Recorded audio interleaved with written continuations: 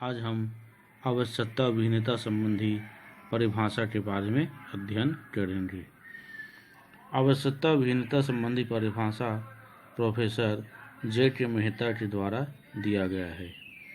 JK. Mehta भारतीय परंपरा तथा दर्शन से प्रभावित होकर अर्थशास्त्र की परिभाषा के संबंध में पाश्चात्य विचारधारा से बिल्कुल ही भिन्न परिभाषा दिए हैं।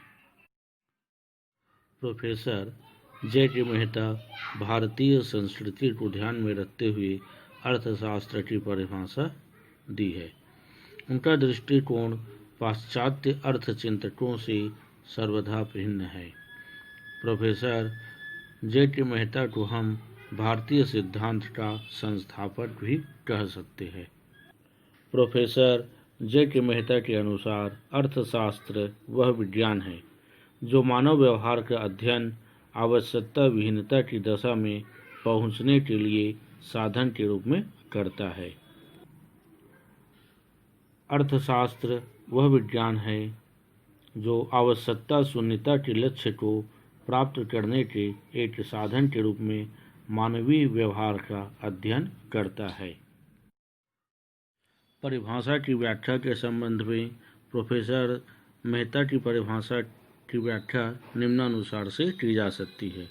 प्रोफेसर मेहता के अनुसार सुख की प्राप्ति तो इच्छाओं व आवश्यकताओं को घटाने पर ही हो सकती है। उन्होंने व्यक्ति का अंतिम लक्ष्य सुख को प्राप्त करना बतलाया है। सुख का संबंध मस्तिष्क के संतुलन से होता है।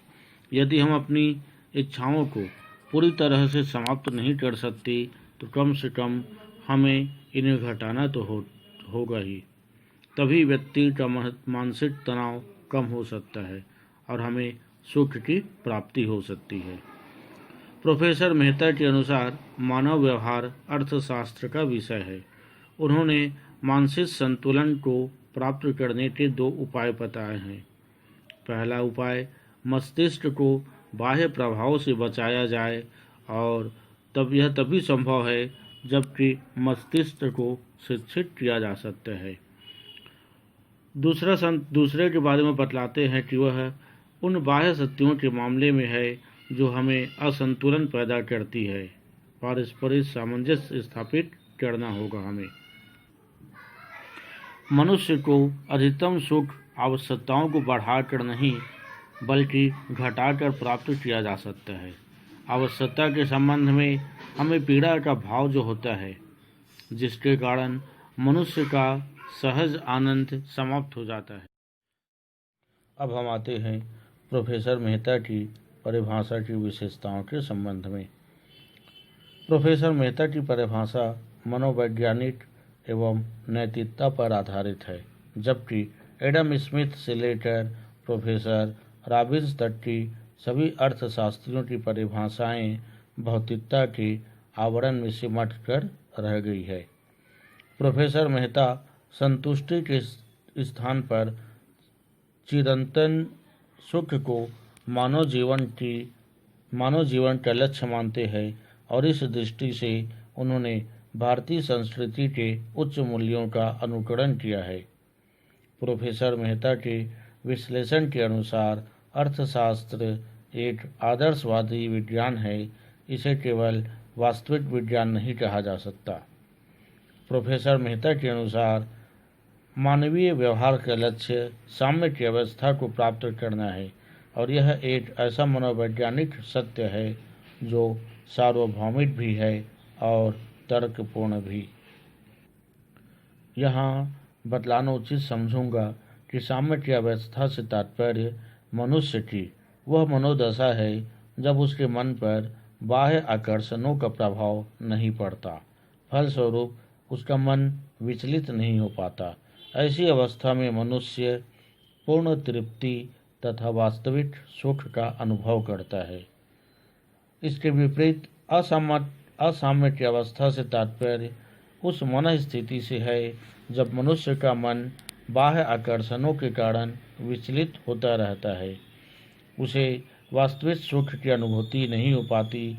आवश्यकताओं को पूरा करने की लालसा जितनी अधिक की जाती है मनुष्य की मानसिक स्थिति उतनी ही अधिक विचलित होती रहती है, जिससे उसे उतनी ही अधिक पीड़ा का अनुभव होता है। प्रोफेसर मेहता हमें आवश्यकताओं को सीमित करने के बारे में बतलाते हैं, जबकि वास्तविक जीवन में आवश्यकताएं असीमित है और हमारे पास जो साधन है वह सीमित हुआ करता है। इसके बाद आते हैं प्रोफेसर मेहता की परिभाषा की आलोचना के संबंध में। पहला, इच्छा रहित मनुष्य की कल्पना अवास्तविक। दूसरा, व्यवहारिक रूप देना संभव नहीं। तीसरा, अर्थशास्त्र की बर्बादी की बुनियाद। चौथा, अर्थशास्त्र को धर्म एवं दर्शन से जोड़ना गलत। और पांचवा, आदर्श विज्ञान मानना गलत। पहला, इच्छा रहित मनुष्य की कल्पना अवास्तविक। आलोचकों का विचार है कि मनुष्य अधिकतम सुख प्राप्त करना अपना अंतिम लक्ष्य नहीं समझता। एक संसारित मनुष्य यह कभी नहीं सोचता कि उसे अधिकतम सुख की प्राप्ति के लिए अपनी आवश्यकताएं को कम करना है। इस प्रकार प्रोफेसर मेहता ने ऐसे मानव की कल्पना की है जो वास्तविक संसार में न रहकर कल्पना जगत में विचरण करता रहता है। दूसरा, व्यवहारिक रूप देना संभव नहीं। प्रोफेसर मेहता ने इतने ऊंचे आदर्श को सामने रखा है जिसे व्यवहारिक रूप देना एक संसारित मनुष्य के लिए न केवल कठिन है बल्कि असंभव ही है। अर्थात सामान्य व्यक्ति का अधिकतम सुख की प्राप्ति को अपना उद्देश्य नहीं मानता और न ही वह अपनी आवश्यकताओं को कम करने के लिए तैयार हो पाता है। साधारण व्यक्ति का उद्देश्य केवल अपनी अधिक से अधिक आवश्यकताओं की पूर्ति करना और संतुष्टि को अधिकतम बनाए रखना है। सच तो यह है कि कोई भी व्यक्ति मेहता द्वारा बताए गए जीवन दर्शन का आचरण नहीं करता। इसलिए मानव व्यवहार को इतने तर्कपूर्ण और विवेकशील मानना प्रायः एक भ्रम की स्थिति पैदा करता है। इस प्रकार मेहता का दृष्टिकोण पूर्णतः काल्पनिक है। तीसरा, अर्थशास्त्र की बर्बादी की बुनियाद। प्रोफेसर मेहता के तर्क को यदि मान लिया जाता है तो और सभी मनुष्य यदि आवश्यकता विहीनता की दशा तो प्राप्त करने का प्रयत्न करने लगे तो कुछ समय पश्चात अर्थशास्त्र के अध्ययन की कोई आवश्यकता ही नहीं रह जाएगी। मेहता का दृष्टिकोण अर्थशास्त्र की बर्बादी की बुनियाद डालता है। चौथा, अर्थशास्त्र को धर्म एवं दर्शन से जोड़ना गलत है। आलोचकों का विचार है कि मेहता ने अर्थशास्त्र को भारतीय दर्शन से जोड़ा है, जो कि गलत है। अर्थशास्त्र का संबंध भौतिकता से होता है, न कि धर्म से। इसका तात्पर्य यह है कि प्रोफेसर मेहता अर्थशास्त्र को आवश्यकता रहित अवस्था में पहुंचने का साधन मात्र बतलाता है, परंतु प्रश्न यह उठता है कि यदि आवश्यकता ही नहीं रहेगी तो कार्य करने की प्रेरणा या आर्थिक प्रयास कौन करना चाहेगा और किस लिए करना चाहेगा।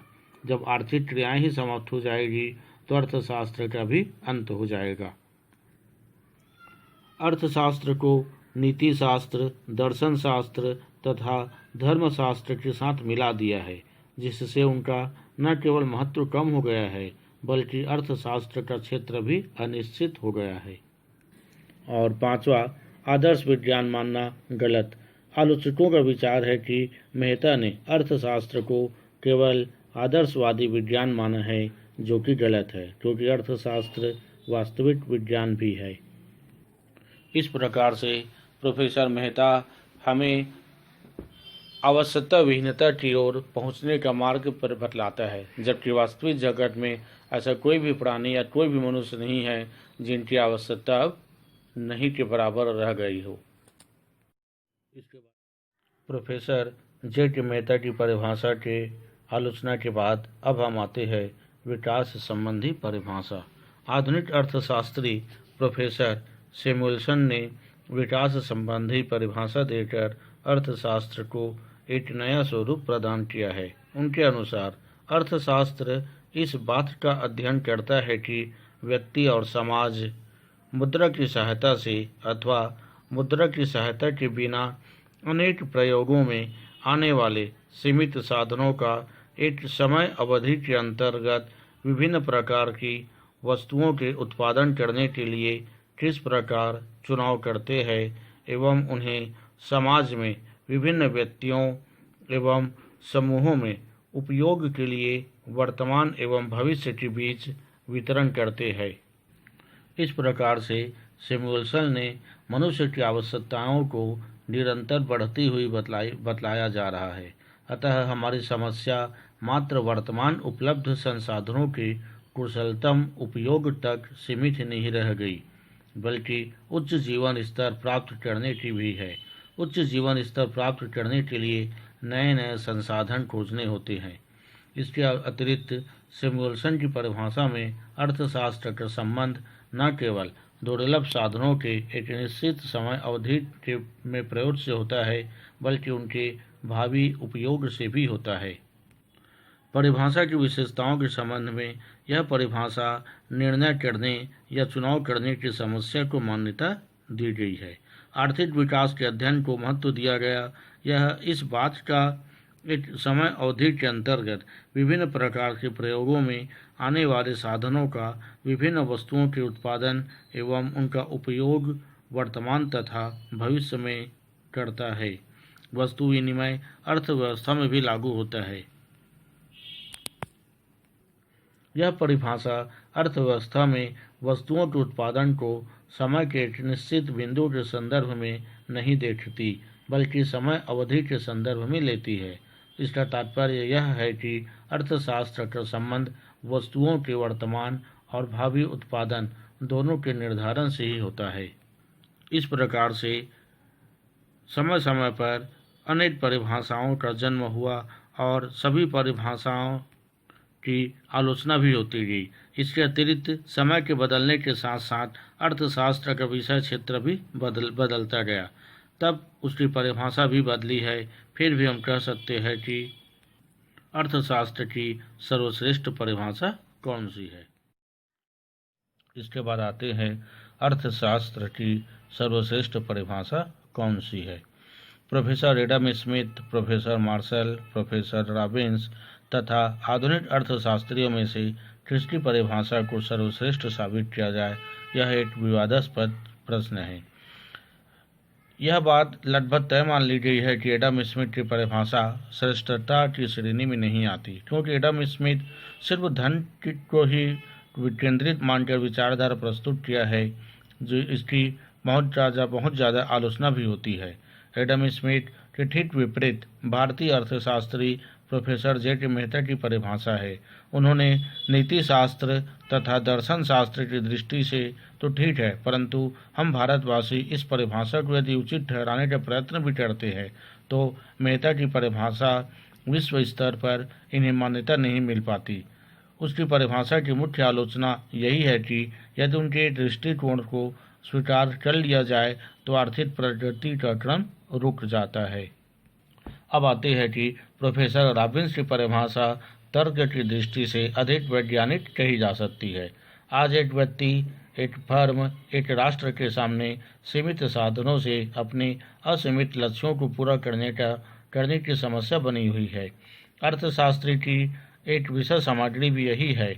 यदि सभी मनुष्यों एवं राष्ट्रों के पास साधन असीमित हो जाते तो अर्थशास्त्र के अध्ययन की आवश्यकता ही नहीं होती। आधुनिक अर्थशास्त्रियों ने मार्शल और रॉबिन्स की परिभाषाओं को मिलाकर गतिशील परिभाषाएं देने का प्रयास किया है, किंतु उनमें प्रोफेसर मार्शल और प्रोफेसर रॉबिन्स की मौलिकता का अभाव है। इस प्रकार प्रोफेसर मार्शल और प्रोफेसर रॉबिन्स की परिभाषाओं में से ही कोई एक उत्तम कही जा सकती है। सरलता और व्यवहारिकता के आधार पर प्रोफेसर मार्शल की परिभाषा उत्तम कही जा सकती है, जबकि तर्क एवं वैज्ञानिक दृष्टिकोण के आधार पर प्रोफेसर रॉबिन्स की परिभाषा श्रेष्ठता की श्रेणी में आती है।